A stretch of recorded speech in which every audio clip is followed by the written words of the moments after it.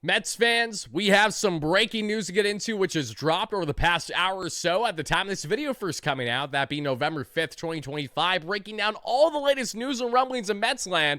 Like many of you today, I was naturally just scrolling on the X timeline, as I typically do for all things Mets and sports in general, and bam, smacked right across the face was the reality check that Antoan Richardson, the coveted first base coach for the New York Mets this past season, the single-handed reason as to why the Mets were the most proficient base running team in baseball this past year, the most effective at right around a 90% success rate, the reason why Juan Soto had just under a 40-40 season of 40 home runs and 40 stolen bags. He's not only leaving the New York Mets organization, and he is now landing with the rivals in the Atlanta Braves in a lateral move. And it doesn't just stop there. Jeremy Hefner, who has been the longtime Mets pitching coach going back to the start of Steve Cohen as Mets owner, who David Stearns has parted with over the past month, as Stearns wants to build his own coaching staff now, as Hefner was grandfathered in. The Mets had a horrendous year with their pitching, and he was more of a scapegoat than he was anything else, as the Mets wanted to add fresh blood in that position. Hefner, who was far from the Mets' biggest problem this past year, still parted with after having levels of success in the organization and building their staff and building their lab to what it is today. He is now moving with Antoan Richardson in this lateral move there to those arch rival Atlanta Braves. And I just recorded a half-hour video of exactly this topic, and I'm recording it yet again because news just dropped on the context as to how this happened, and I'm not going to go ahead and move around this whatsoever. I'm going to tell you exactly how I feel about it, because I never thought that I would genuinely get to the point of crashing out over a first base coach decision, but I'm on the verge of actually crashing out over a first base coach decision. And it has everything to do as to why the New York Mets do not have Antoan Richardson anymore. It was one thing at first to think, okay, Antoan Richardson was not returning because of the fact that the New York Mets did everything in their power to bring him back, but he just wanted to leave the organization no matter whatever the case may be. And now what do we have, everybody? What do we see? That is not necessarily the case. So let's start off with the immediate gut reaction to this. I was not happy. I'm not happy about it as we speak. And I don't think most of you guys are happy about this either. And I know you may say to yourself, Wardy, why are you freaking out over a couple coaching staff hires for the Atlanta Braves? The doubters are our biggest problem right now. While you're not wrong at all for saying that. It is never a good look for an organization to part ways with two good-looking coaches, because again, dropping Hefner was more about changing the guard and getting a different voice than it was about everything he was doing wrong. Hefner was one of the most least likely coaches heading into the year that would have been parted with. I firmly believe that the Mets made postseason and weren't incompetent for 10 games plus below 500 from mid-June on, with their terrible rotation thanks to endless injuries that David Stearns helped build at this point. And we did see Hefner miss the mark to a degree, but still, if the Mets had a deep playoff run similar to last year, is Jeremy Hefner being parted with? More than likely not. If the Mets have a deep playoff run, is Antoan Richardson a New York Met next year? More than likely, yes. So how did this come to be that the Atlanta Braves, after moving with Weiss as their new manager to replace Brian Snitker, who has been the longtime man working under Brian Snitker there in that Atlanta Braves coaching staff, similar to Pat Murphy being promoted internally by the Brewers past couple years. It's worked out tremendously for them. Let's see how this one is now going to work out for the Atlanta Braves. But for Atlanta, you can't fault them for prying two key pieces of puzzle away from the Mets that are now no longer part of the organization, because one, they're free and available, and two, they've seen them in real time more than they have seen most other coaching staffs the last couple of years. They know exactly how Richardson operates. They know how fantastic he is with getting these great reads for these base runners, go from first to second, and then second and third, and then third to home. Mets were brilliant. One of the slowest teams in baseball this year, and yet they were still the most efficient in their base running. 90% on their base running? Like, that's just absolutely unfathomable. It was an anomaly of the year for Antoan Richardson, and while there's a part of me that believes that it being an anomaly of a year will benefit the Mets, because, listen, if we just had a breakout year with a first base coach, why can't we do that again? You think the Mets didn't take notes on what Antoan Richardson was doing right? You think the Mets were not paying close attention to how he was getting these proper jumps for these runners? You think Juan Soto wasn't taking proper notes as to how he can be a better base runner moving forward? How much of it was Antoan Richardson relaying the daily information versus giving the initial philosophy for these players, and then they naturally figure it out more and more throughout the year? I like to think it's the latter. I can't say in confidence that it is, however, but what I can say in confidence is that, unlike what we were told through Andy Martino of SNY, how the Mets did everything that they could to bring Antoan Richardson back, that, my friends, was a lie. And I'm not saying that and he lied because he was relaying this information. What I am saying is that something is not factual here, because what do we see, everybody? The following. And that is not what I meant to show you. Here's what I meant to show you. Antoan RIchardson told us he left the Mets for the Braves because of a difference in opinion over his value. This is why I'm going to crash out. And I quote, "I had a proposed salary with benefits included," he said. "The Mets had a proposed salary with benefits included. We differed on the salary part of it." The Atlanta Braves spend less than half of how the Mets spend, typically, around. Yet they were so easy to sweep Antoan RIchardson off his feet to land with the Atlanta Braves. So how did this contract dispute come about? The New York Mets undervalued Antoan RIchardson when he was quite literally the most valuable first base coach this year. And that really is not an understatement. For what he did for the organization, Antoan RIchardson, you could rightfully argue, was more valuable as a first base coach to the Mets than any other first base coach to their respective teams in baseball this year. The way that the Mets ran around those bases, the way that the Mets were able to get those jumps was bar none fantastic. And Juan Soto said verbatim multiple times throughout the season, he's on video, we played on the channel less than a month ago, all the credit to Antoan RIchardson for his great base running success. Yeah, you mean to tell me that the Atlanta Braves, who are even worse than the New York Mets in 2025. Yes, Antoan is a former Atlanta Brave as a player, so there is some bias, there is some ties there, and that I'm sure helped swoop him off his feet as quickly as it did. But you mean to tell me that a financial indifference is why this man is not the first base coach next year? There's nothing to justify this. I do not care if anyone disagrees. You're wrong. I'm putting my foot down on this one. You have the richest owner in baseball. You spent $765 million effing dollars on one single player. No team on the planet has done that in North American sports history. Yeah, you can't spend, I don't know, 50, 100, 200K, 500K more to bring Antoan RIchardson. Like, I don't know how much Antoan is being paid. I don't know his active salary with the Braves right now. But what I do know is that there isn't a chance in hell that the Atlanta Braves have more money to flex than the New York Mets to make that hire so comfortable the way that they did. The New York Mets slighted Antoan RIchardson after he had a career coaching year. This reeks of David Stearns thinking that the Mets can be more than fine without him because we relayed so much info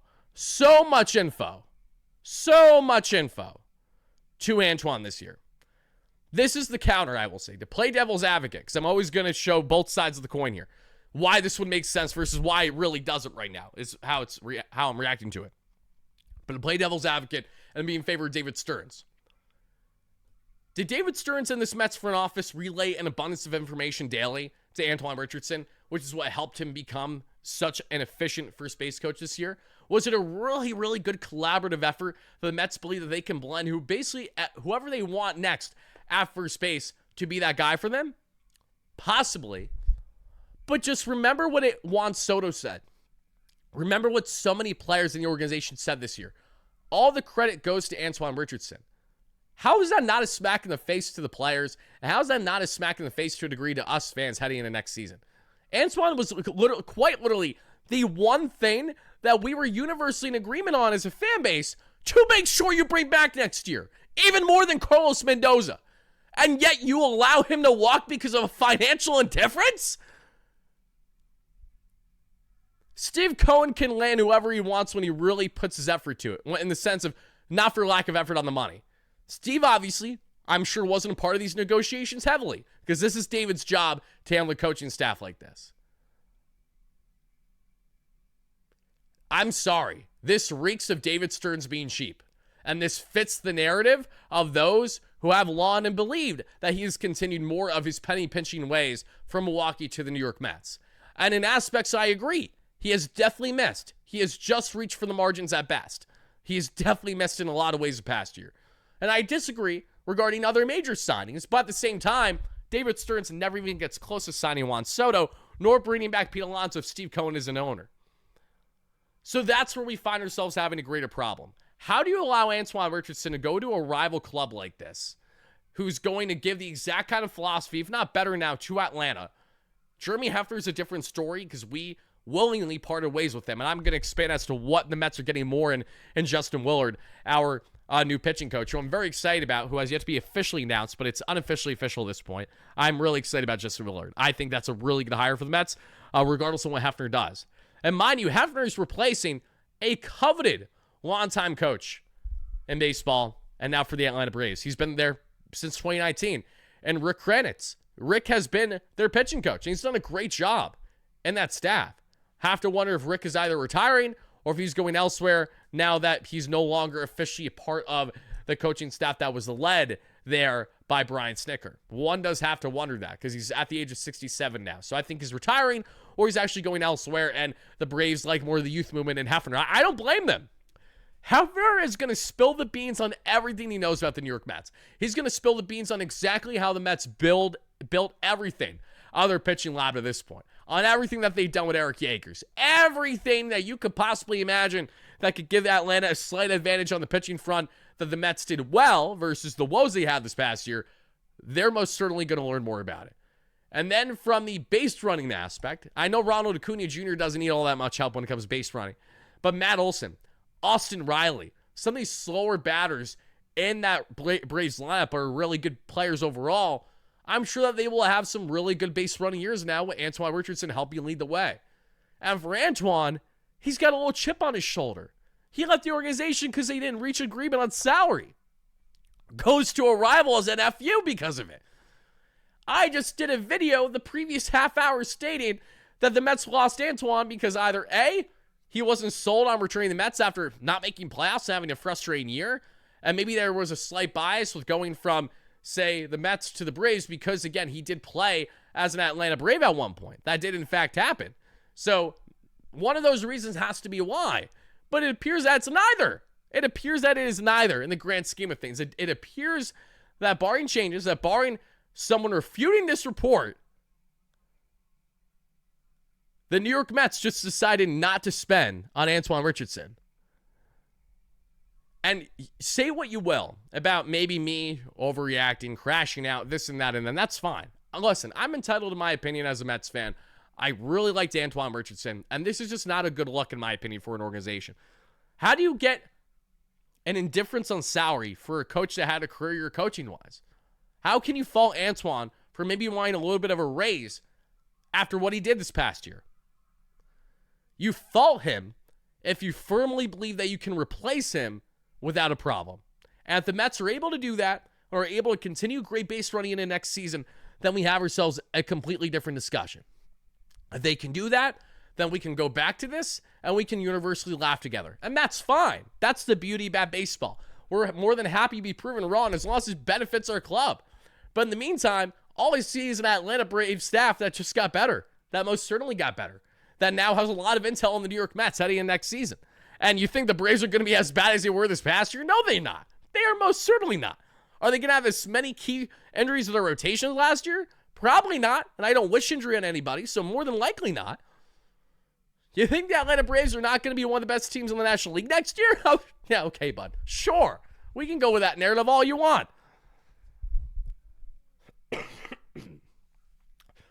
The Atlanta Braves in 2025 were like the New York Mets in 2023, which means that they are destined for a big run next season.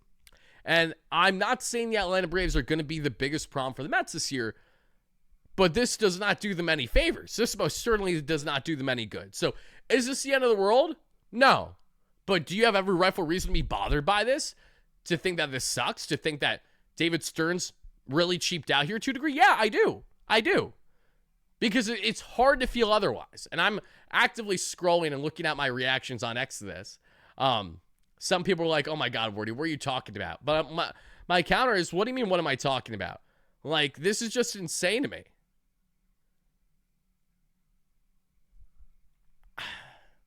This is the one area that shouldn't be a problem. That's what bothers me most about this. This is the one area for the New York Mets that shouldn't be a problem, regardless on if it's players you're seeking or if it's coaching staff. The Mets did not value Antoan Richardson, is how this happened. They didn't value him the way that he felt he needed to be valued.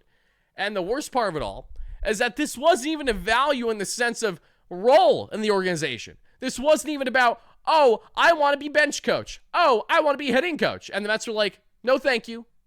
We appreciate your efforts, but we don't want you for those areas. It's not like he went to another organization, rival felt and all, and moved up. He moved lateral. Just like how Desi Driscoll moved lateral going back to the Yankees as their assistant pitching coach again.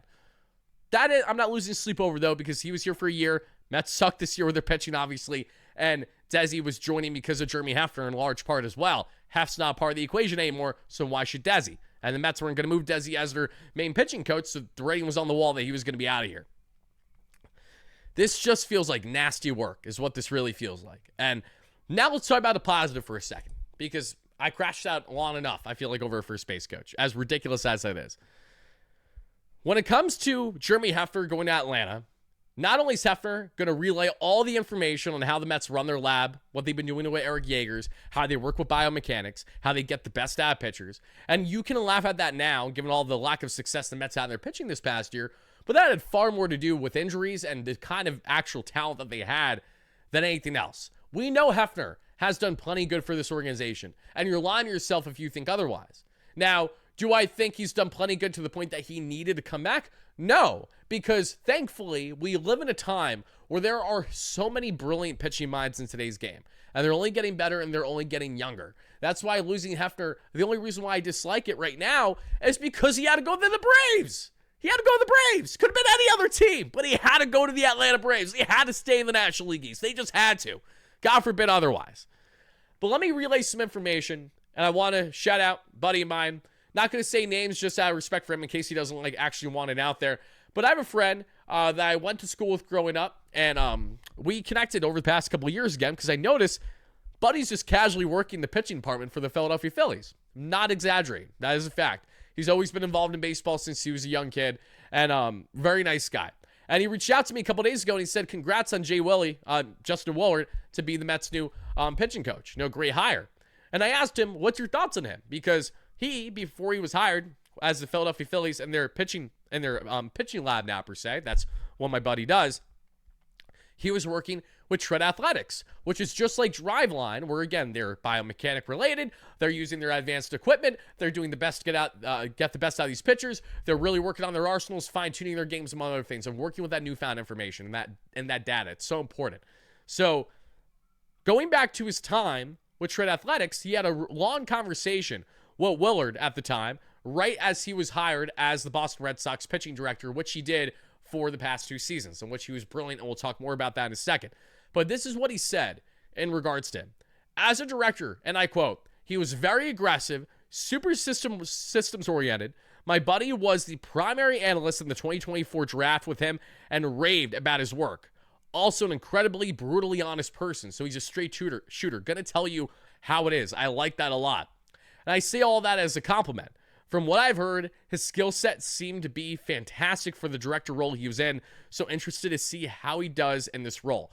But definitely a very smart pitching mind. And to expand on that, and I appreciate that, to get that, not just from anyone, but from someone who's literally in the lab right now for the Phillies, one of the best rotations in baseball, you know that's a big deal, okay? If the names around the block like that, and you're getting people like him going out of their way to reach out to me just to congratulate on how good of a hire it is, we're in great standing, because people don't typically do that with me, that I have friends from other organizations and aspects of MLB. It doesn't happen too often unless it's clearly like a slam dunk, the way that this one appears to be with Justin Willard. And Justin is only around 35 or so, if I'm not mistaken. He has, again, been the director of pitching for the Boston Red Sox past couple of years. And we broke this down extensively in a video a couple days ago, so you can check that out on the platform after watching this one. But in summary, he was all over, had hands on everything pitching-wise in the minor leagues, from low A to triple A to the major league level, working every single day with the Red Sox pitching coach there, and Andrew Bailey, one of the best pitching coaches in baseball, coming from the San Francisco Giants previous years. Fantastic work Bailey has done. He was working side by side with him all year long, talking daily, having great dialogue, and Willard is heavily the reason as to not only why Tolley got drafted by Boston, but why he also got called up this year by the Boston Red Sox and had the success that he had. Pair that with early and many of the other young pieces of the puzzle that the Red Sox are building in rotation, look no further than Willard and where he's had his hands on everything. So that was what was so appealing about bringing Willard instead of staying with Hefner. Willard knows exactly how to go about great pitching development with these younger pitchers especially. Not that he can't do it with guys on the major league level, because he has, but I'm saying it's further amplified with him having his hands on everything. And the Boston Red Sox farm system that, like the Mets, was one of the better ones in baseball pitching-wise. The Mets were the best in baseball this past year in the minor leagues pitching-wise, while being what felt like the worst at the major league level fitting. But the Red Sox, brilliant from low A all the way up to the major league level. They had dominance in pitching all over the place. All over the place. And Willard had his hands on all of it. And that's what's so exciting about this. So when you look at a Mets rotation heading next season, that includes the youth movement of a Christian Scott revival from the reconstructive Tommy John surgery. Year 2 of Noah McLean, Jonathan, Brennan Sproat, nipping on the heels with guys like Jack Weniger, Zach Thornton, Will Watson, RJ Gordon, Jonathan Santucci. The list goes on and on. The Mets have an abundance of great young pitching depth when looking at the farm and what they're building, that they're going to be in good hands. So, am I losing sleep over losing Jeremy Hefner to the Atlanta Braves?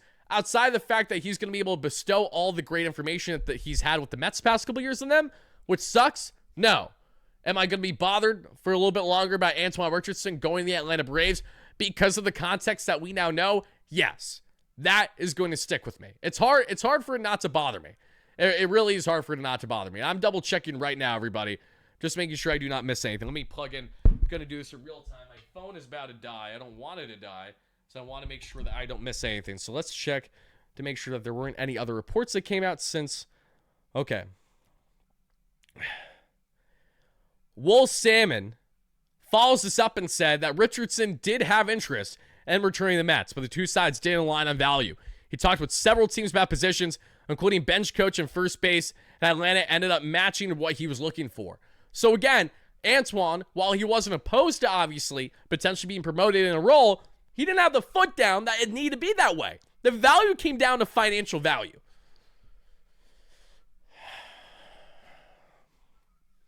The value came down to financial value.